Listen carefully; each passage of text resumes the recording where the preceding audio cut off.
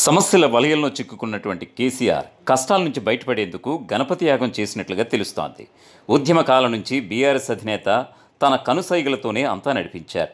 ఉద్యమ పార్టీ నుంచి బీఆర్ఎస్ రాజకీయ పార్టీగా మార్పు చెందినప్పటికీ ఆయన ఒంటి చేత్తోనే పార్టీని నడిపించారు. ఆయన చేసిందే శాసనం, చెప్పిందే వేదం అన్నట్లుగా నడిచింది. రాష్ట్రంలో 2 సార్లు పార్టీని ఆయన అధికారంలోకి అయితే తీసుకొచ్చారు. 10 ఏళ్ల పాటు ముఖ్యమంత్రిగాను కేసీఆర్ కొనసాగారు. దశాబ్దాల రాజకీయ అనుభవం ఉన్నప్పటికీ ఇన్నాళ్లు వెనక్కి తిరిగి చూసుకోలేదు. కానీ ప్రస్తుతం ఆయన్ను కొత్త తలనొప్పులు వెంటాడుతున్నాయి. ఒకవైపు తన సొంత కూతురు కల్వకుంట్ల కవిత రూపంలో, మరొకటి కాళేశ్వరంతో పాటు ఇతర కేసుల విచారణలు ఇప్పుడు కొరకరాని కుయ్యిలా తయారైపోయాయి. ఈ 2 కారణాలు అటు రాష్ట్ర వ్యాప్తంగానూ పార్టీలో గందరగోళ పరిస్థితులకు దారితీస్తున్నాయి. కార్యకర్తల్లోనూ రోజురోజుకు ఆందోళనకర పరిస్థితులే కనిపిస్తున్నాయి. సుమారు 10 ఏళ్ల పాటు రాష్ట్రంలో బీఆర్ఎస్ పార్టీ అధికారంలో ఉంది. ఆ టైంలో తీసుకొచ్చినటువంటి పలు పథకాల్లో అవినీతి అక్రమాలు జరిగాయని ఆరోపిస్తోంది కాంగ్రెస్ ప్రభుత్వం. అంతేకాదు అధికారంలోకి వచ్చిన వెంటనే పలు పథకాల మీద విచారణ చేయిస్తోంది. అందులో భాగంగానే కాళేశ్వరంలో భారీ స్థాయిలో అవినీతి జరిగిందని ఆరోపిస్తోంది. దీనిపై వేసిన ఎంక్వైరీ కమిషన్ సైతం అదే తేల్చింది. కావాలని ప్రాజెక్ట్ లొకేషన్ మార్చారని కూడా పేర్కొంది. ఇందులో ముఖ్యంగా నాటి సీఎం కేసీఆర్, మాజీ మంత్రి హరీష్ రావును దోషులుగా తేల్చింది. వీరితో పాటు మరికొంతమందిని సైతం దోషులుగా పేర్కొంది. దాంతో ప్రభుత్వం ఈ కేసును సీబీఐకి అప్పగించింది. మరొకవైపు విద్యుత్ కొనుగోలులోనూ అవకతవకలు జరిగాయని రేవంత్ ప్రభుత్వం భావించింది. దీనిపై ఏసీబీ విచారణ కొనసాగుతూనే ఉంది. అటు గొర్రెల స్కామ్ మీద విచారణ కూడా నడుస్తోంది. ఇక వర్కింగ్ ప్రెసిడెంట్ కేటీఆర్ సైతం గతంలో ఈ ఫార్ములా కార్ రేస్ పేరిట అవినీతి అక్రమాలకు పాల్పడినట్లుగా ఆరోపిస్తోంది. దాంతో ఆ కేసు సైతం విచారణలో ఉంది. వీటితో పాటు ఇంకా చాలా వరకు నాటి ప్రభుత్వంపై, అందులో పనిచేసిన పెద్దలపై అవినీతి ఆరోపణలు ఉన్నాయి. వీటన్నింటి నేపథ్యంలో కేసీఆర్ సతమతం అవుతున్నారన్న టాక్ ఉంది.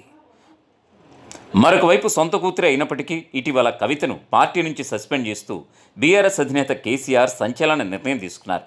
ఆమె పార్టీకి వ్యతిరేకంగా వ్యవహరిస్తున్నారని పేర్కొంటూ సస్పెండ్ చేస్తూ లేఖ రిలీజ్ చేశారు. దాంతో ఇప్పుడు కవిత ఎపిసోడ్ ఆ పార్టీకి నిద్రలేని రాత్రులను చేస్తోంది. ముఖ్యంగా కేసీఆర్ను గొక్క తిప్పుకోనివ్వడం లేదు. ఇప్పటికే హరీష్ రావు, సంతోష్ రావులను టార్గెట్ చేసినటువంటి ఆమె వారి అవినీతిని బయటపెట్టింది. అంతటితో ఆగకుండా కవితక్క అప్డేట్స్ పేరుతో ఉన్నటువంటి ఎక్స్ అకౌంట్లో ఒక్కొక్కరి చిట్టాను ఆమె మద్దతుదారులు విప్పుతున్నారు. గురువారం సంతోష్ రావుకు సంబంధించి ట్రాక్టర్ల కొనుగోల్మాల్పై బయటపెట్టారు. తాజాగా శుక్రవారం కేటీఆర్ నాయకత్వాన్ని ఒప్పుకోకుండా పార్టీలోని కీలక నేతలు చేసినటువంటి కుట్రను వెలుగులోకి తీసుకొచ్చారు. హంపీకి వెళ్లి సీక్రెట్ మీటింగ్ పెట్టారని సంచలన ఆరోపణలు చేశారు. ఇంకా ముందు ఇంకా లీకులు ఉన్నాయని ఇప్పటికే కవిత హెచ్చరించారు. ఆమె చెప్పినట్లుగానే ఈ ఎక్స్ ఖాతాలో రోజుకో సంచలన అంశం బయటపెడుతోంది. దాంతో ఈ పరిణామాలు సైతం కేసీఆర్కు కంటి మీద కునుకు లేకుండా చేస్తున్నాయి. ఈ అంశాలన్నీ కేసీఆర్కి ఇప్పటికే తెలిసినా కూడా, తెలియకపోయినా కూడా ఈ ట్వీట్లతో తన వెనుక ఇంత కుట్ర జరుగుతోందా అనే కోణంలో ఆలోచిస్తున్నారన్నటువంటి టాక్ అయితే లేకపోలేదు. పార్టీలో గందరగోళ పరిస్థితి నెలకొనడంతో కేసీఆర్ తన ఫామ్ హౌస్లో గణపతి యాగం నిర్వహించారు. ఇటు కేసులు, అటు విచారణలు, కవిత ఎపిసోడ్ తలనొప్పిగా మారడంతో కేసీఆర్ ఈ యాగం నిర్వహించాలని నిర్ణయం తీసుకున్నారని తెలుస్తోంది. కేసీఆర్కు ముందు నుంచి యాగాలు చేయడం అలవాటు. ఎప్పుడు క్లిష్ట పరిస్థితులు ఎదురైనా సరే ఆయన యాగాలు చేస్తుంటారని ఒక టాక్ అయితే ఉంది.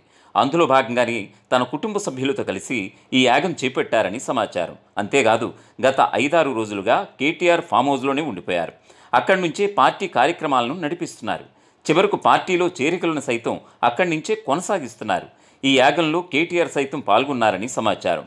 మరొకవైపు రాష్ట్రంలో స్థానిక సంస్థలతో పాటు జూబ్లీహిల్స్ నియోజకవర్గానికి ఉప ఎన్నిక సమయం దగ్గర పడుతోంది. జూబ్లీహిల్స్ స్థానం నుంచి బీఆర్ఎస్ పార్టీ తరఫున పోటీ చేసి గెలిచినటువంటి మాగంటి గోపీనాథ్ ఇటీవల అనారోగ్యంతో మరణించారు. దాంతో ఈ స్థానానికి ఉప ఎన్నిక అనివార్యమైంది. ఈ ఎన్నికను వచ్చే నెలలో నిర్వహించేందుకు ఈసీ సిద్ధమవుతోంది. ఇప్పటికే ఇక్కడ అన్ని రకాల ఏర్పాట్లు జరుగుతున్నాయి. అయితే ఈ సిట్టింగ్ స్థానాన్ని మరోసారి తన ఖాతాలో వేసుకోవడం బీఆర్ఎస్కు తప్పనిసరి. కానీ ప్రస్తుతం జరుగుతున్నటువంటి పరిణామాల నేపథ్యంలో నేతలంతా ఫామ్ హౌస్కి పరిమితమైపోయారు. కనీసం జూబ్లీహిల్స్ నియోజకవర్గం వైపు చూసేవారు కరువైపోయారు. దాంతో ఇప్పుడు సిట్టింగ్ స్థానాన్ని ఎలా కాపాడుకోవాలో తెలియక గందరగోళ పరిస్థితులు కనిపిస్తున్నాయి. అటు మరికొద్ది రోజుల్లోనే స్థానిక ఎన్నికలకు నోటిఫికేషన్ వెలువడచ్చన్న ప్రచారం కూడా జరుగుతోంది. ఒకవేళ వాటికి సైతం నోటిఫికేషన్ వస్తే ఏంటి పరిస్థితి అన్న ప్రశ్నలు పార్టీలు వినిపిస్తున్నాయి. కేసీఆర్, కేటీఆర్తో పాటు కీలక నేతలంతా ఫామ్ హౌస్ చుట్టూరా తిరుగుతుండడంతో రాష్ట్ర వ్యాప్తంగా కేడర్ను ఎప్పుడు సమాయత్తం చేస్తారన్న టాక్ వినిపిస్తోంది. అసలైన తొలి వెలుగు. ఫాలో వాట్సాప్ @తొలి వెలుగు official.